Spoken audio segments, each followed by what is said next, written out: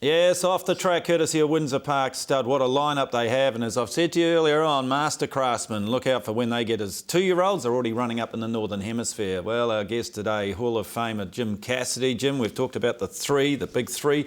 There was the fourth of them that eluded you was the Golden Slipper up until the 2000s. Ironically, though, you should have won on Marauding and you should have won on Flying Spur. Yeah, it's been a bit of a hoodoo race. I think. I probably could have won 4 or 5. I mean, say Imperial Baron got flattened, he'd run third, and as I say, Marauding, I was suspended. Flying Spur was the jockey tape era. Night before the jockey's tapes, I rang that dirty Shrek and said, "Mate, I want to stay proceedings." He hung up on me. Did he? Yeah. Another Aussie brought. Gotcha. Hey, they didn't get you with AHA though. Nah, look, that was a great thrill. To win Gay's first slipper. She trifected it. Yeah, that's right. First, second and third. Yeah, first, second and third. And funny enough, I really wanted to ride Accelerator for me mates, the Medicas, who own the horse, and Danny Wilson. And she goes, "No, I'll put you on which one I want you to ride." Okay. And she chose the right one. And funny enough, I said to Gay, tongue-in-cheek, I said, "Well, if you put me on Accelerator, I'll win. You put me on AHA, I said, I'll win too." And I sat 3 deep, no cover, and come down the outside, and his Accelerator getting through on the inside, and I think Red Hannigan, the other one of Gay's, and she trifected it. But for Singo and the team, Gay's first slipper, it was a great thing. You've had a love-hate relationship with Singo over the years, or up and down sort of relationship, haven't you? Yeah, well, Singo, well... He's a character, He's a character, yeah. But I've been in and out. Mind you, I've been in and out with most of them in Sydney. Hey, listen, you went through a bit of a quiet period through the 2000s, didn't you, to some extent? Yeah, look, Sydney's funny. It's probably pretty much the same all over the world. When you're hot, and when you're not, you're not. And, you know, it was a changing period in my life. Things were sort of going good and then they were going quiet. But I hung in there and, you know, I just backed myself. I've got a good team around me and self-belief's a big thing, and if you stick by that, you can fight back. Geez, you've had some injuries over the years, from falls, etc. I had a bad one early when I went to Sydney. I sort of laid up, and over the years it kept me out of the saddle for a long time with back injuries. Yep. I rode a horse for Brian Smith in the Adelaide Derby, Sir Zephyr, and I had a bad fall with a round to go. I got chopped off by one and ended up in sandbagged in hospital for about 9 weeks. But look, I don't like to sort of really think about them or talk about them a lot because you only jinx yourself. Exactly, you want that little birdie again. Yeah, that little birdie. But look, I've had my fair share of them. I think my last one I was very lucky to come out and, I mean, to say I've broken nearly every bone in my body. I've reconstructions in shoulders and knees and cartilages and ribs and sternums and... Keep putting you back together. Well, they can keep rebuilding you, providing you've got the mental capacity to do it. One thing, though, which is away from the racetrack, which nearly did ruin your career in 2009, but he cutting your garden hedge.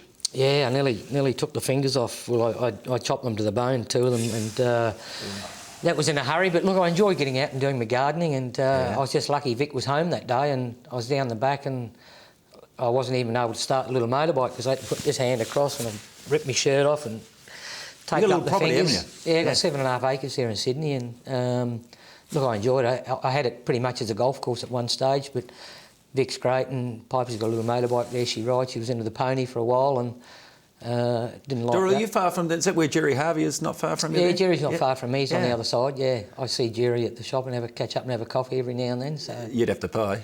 Oh yeah, I got to pay. I got a square with him when I done a TVN thing a couple of weeks ago. Yeah. We had a bet and he went out and bought I think it was a $10 million Powerball at the time. Yeah. But don't worry, he checked the ticket before he gave it to me. Hey, listen, 2010, 2011, the drugs, you again, out for 3 months. The whip rule seemed to impact on you. Yeah, I had a little chuff. I was under pressure and they rubbed us out. But look, fought back again. Yeah, you did. The whip rule, you didn't handle that too well either. You got put out for that. In fact, I've read somewhere in the 35 years of riding, you've been out for nearly 6 years. with injuries and suspension. Yeah. It's 20% of your career. I'm a goose. I could have written 150 Group 1 winners. Idiot. Absolutely. Hey, listen. It's good research. I thought it was close to maybe 5 years. Yeah, I think it's 5 to 6 years. So I don't know whether they count the 3 years with the jockey tapes as 3 years or 21 months. I don't know. Yeah. But anyway, that's 20% of your career you've sat on a lot of with injury on the sideline watching. So yeah, I've done a pretty good job, I suppose, in one respect. Yeah. Hey, listen, you've had a wonderful run of late, and obviously culminating 2012 into the induction, which we'll get to as well. But Dare Demi, talking about John Singleton, geez, that was a race. Yeah, that was great. Look, I copped a bagging for the week before in the Wakefield. Bad ride? Well, I wouldn't say bad ride. Very seldom you go 600 metres at Flemington and don't get a run. But the thing was, the quality of fillies at the time weren't that great. And we tried to save ground. And in one respect, whether Singo likes to hear it or not, but I've already told him, it was probably a blessing that she got beaten at Wakefield because it made her moral in the Oaks. And the filly that we turned the table around. Rawilla was meant to ride it and he got put out.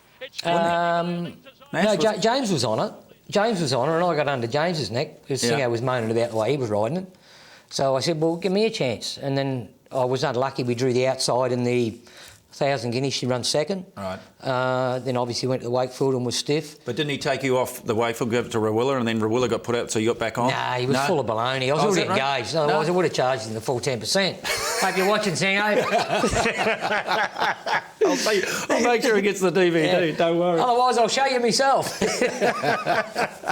Hey, listen... but he did sack me after the Oaks in Sydney. Yeah. Got beat 10 lengths, please. Yeah, a horse that could swim. Yeah, one that could swim. Yeah. And, anyhow, but look, that's racing. I went up and wished him all the best before the Oaks in Queensland. So, look, he's a good man. He's a lot of fun, great to ride. I know, I've sold to him. He's an incredible guy.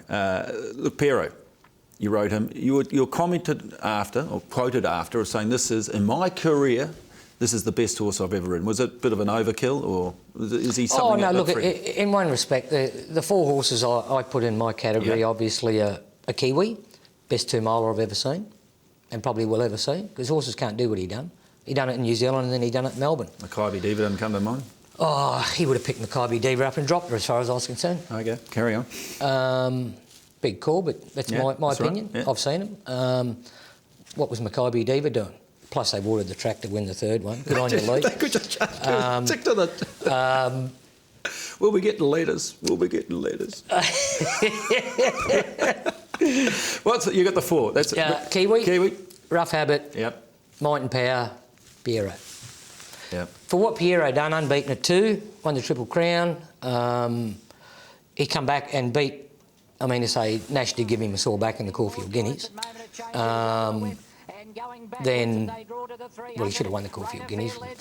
This is the Canterbury Stakes here. And then he come out and beat them, beat the champion More Joyous. She hadn't been beaten in Sydney in 2 years. And he was able to come out and beat her at Group 1. I mean to say, I'll put my neck on the line. He's going to be some stallion. Yeah. He's going to be some stallion.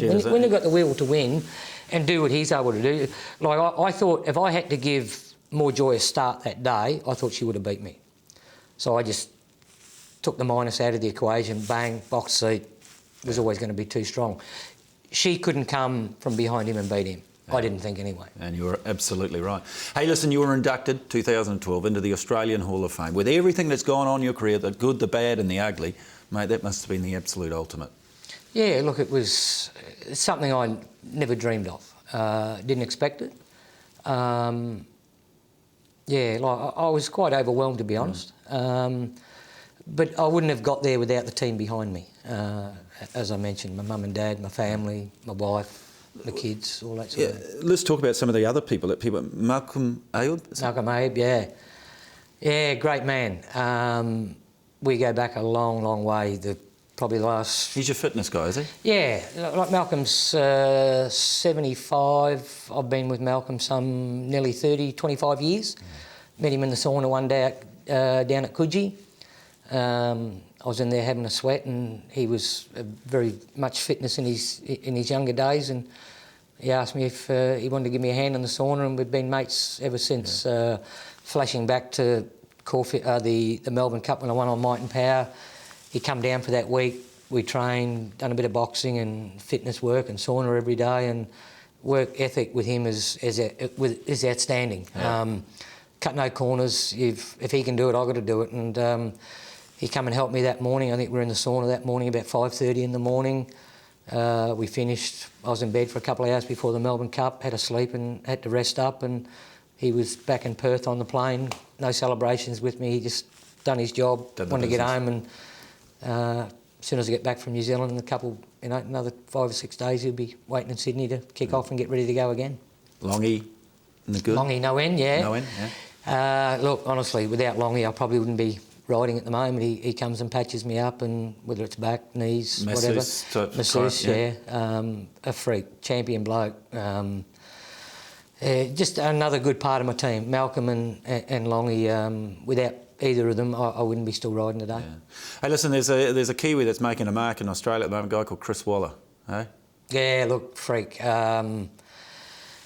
For what he's doing, look, sky's the limit. His work ethic, his team around him. I mean, to say, look, everybody, to be successful, you've got to have a good team around you. To run an operation as big as what Chris is doing, starting off family, mum and dad. He came to Sydney with nothing. Come to Sydney with nothing. Yeah. So his work that he's put in, his business approach, the team around him, outstanding. For somebody to be tuning in winners in Melbourne now and Brisbane and Sydney, dominating 4 or 5 winners a meeting, this sort of thing throughout Australia is incredible. To think back what Gay was doing to what Peter Snowden's done with Darley, but then again, he's a Kiwi. If anyone can, a Kiwi can. Exactly. I keep telling them that. Oh, that's beautiful. And we should make you an ambassador. well, Chris is... Look, sky's the limit for him. Yeah. It's a great thrill to be riding for him. You rode a horse called Hawkspur in the Derby at Queensland. Yeah, look, he was probably going fair in Sydney in shorter distances, and then he picked out the Triple Crown for him in Brisbane. Obviously, the Rough Habit was his main go, and if he continued on from there, obviously to the Derby. Yeah, look, he was... He just... You gave him a beautiful ride here. Yeah, look, I don't want to wrap myself, but there were three beauties, you know. And that probably made the difference. A couple of ordinary rides from a couple of other bikes. That has been well publicised. Doesn't matter. Yeah. Come back next year, ride him better. But yeah, look, he improved tremendously, this horse up there. A little bit of sun on his back, and they thought cut out of the ground that he was flying, but I think the credit goes to Chris and his team. He turned him round, and... he gave you a 10 out of 10 for that ride, he said. 10 out of 10, I see reported. Yeah, well, you've got to be able to think good. I'm 50 and I'm still thinking all right, so I'm quite happy. You talk of that, you're 50. I mean, we've still got Noel Harris going around here, Grant Cooksey, despite having had a recent fall, still going around. I mean, how long do you see yourself? Oh, look, well, the brain's still thinking good, and the body's good. Look, I'm very active. I get bored if I'm doing nothing, so that's something I think about when people mention retirement. What am I going to do? Yeah. I mean, throughout your career with the lows that you've had, you must have given some thought to it. Oh, in the back of the mind, I'll be honest, I'd say, yeah, I have thought about it. But, look, I'm determined. I love being able to go to work and enjoy what I'm doing. Yeah. If I didn't enjoy that, in your life, I wouldn't do it. And when I don't enjoy it, and I don't think I can be competitive at the top level, see you later. Go back to show jumping? Doing a bit of that? No. I'll probably do a few golf tours and... Well, it's funny, we're going to talk about... I like to be with people. Yeah, the thing that you do involved in is charity work. Probably people don't appreciate that. The Cancer Society and the diabetes. They're significant for you, and what draws you into those? Well, look, as I mentioned, I've been lucky that I do a job that I enjoy. Without being a smart ass, I still believe I'm very good at it. I've competed at the top level for a long time. I believe it's hard to get to the top, and it's a friggin' harder to stay there. Yeah, it is. And I've been able to do that. So besides that, I've been lucky to be given what I've been given. So to give something back to other charities, less fortunate people that... Yeah. To say, every year I like to take a few kids in wheelchairs to the Easter show and things like that. So it's nice to be able to to give back something. I've been lucky in my life, and I intend to still be back lucky. to your parents, I reckon. It all comes back right to the beginning. Well, I think to be able to... I've been taught to be a giver, not a taker. I take on the racetrack. Yeah. And outside the racetrack, it's nice to be able to give something back. And, you know, I've been with people like Rogie in New Zealand racing. Rogie's, to me, has always been a giver, and I've been lucky to be in the company of him where I see him look after a lot of people. Look, whether you like Rogie or whether you don't like Rogie. You can't deny what he's done. You can't deny what he's done. Yeah. And achieved.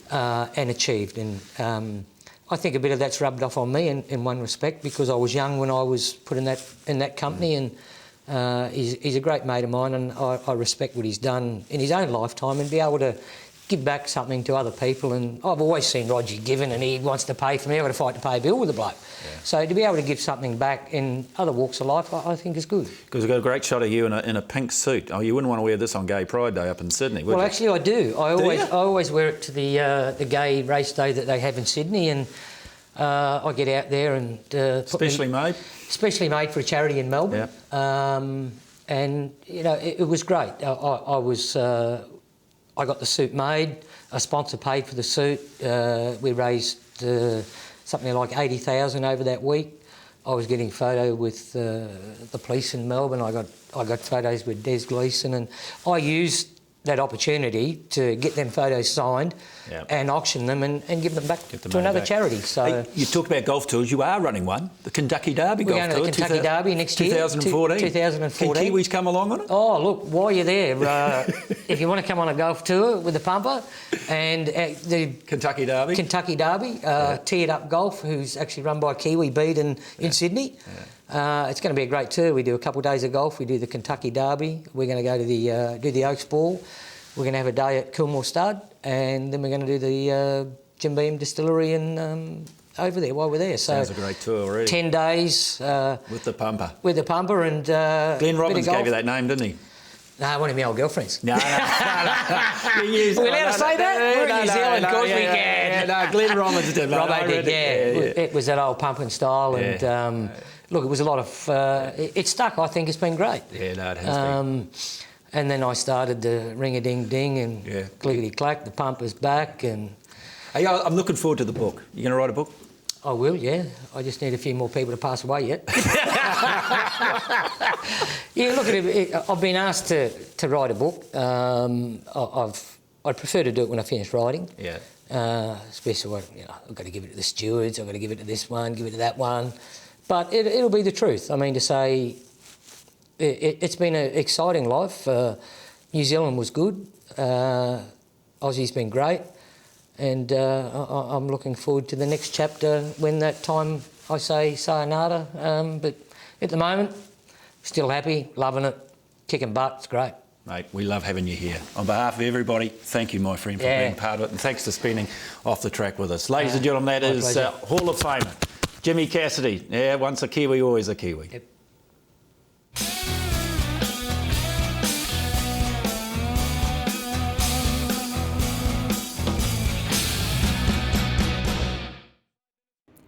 Off the Track was brought to you by Windsor Park Stud, your first choice for stallions.